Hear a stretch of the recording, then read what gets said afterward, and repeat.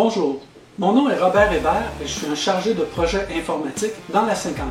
Aujourd'hui, je vais vous présenter les plaquettes de frein Adaptive One pour une Hyundai Ioniq électrique 2019.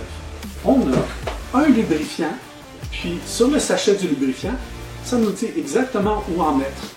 Il y a la quincaillerie pour faire l'installation des plaquettes, incluant les ressorts d'écartement pour les plaquettes, pour éviter la friction sur les disques, ce qui est très important pour une voiture électrique.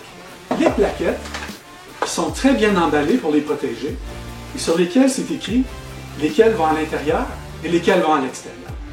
On voit que le matériel pour le frein est différent et on voit aussi que la fente ici est un peu plus grande sur la pièce de remplacement que la pièce d'origine, ce qui est une très bonne chose parce que ça va permettre à la poussière de frein de mieux se dissiper et ne pas rester dans les freins. Si on regarde ici ces pièces-là, qui venaient avec la quincaillerie, semblent exactement la même chose. Et si on regarde les ressorts, ils sont faits de la même manière, ce qui fait que ça va être assez facile de faire les remplacements. Voici ce qui ont l'air les plaquettes dans le porte-plaquettes. On voit que les plaquettes bougent facilement à l'intérieur, donc elles glissent bien, ce qui est très important parce que sinon ça pourrait causer une usure prématurée des plaquettes.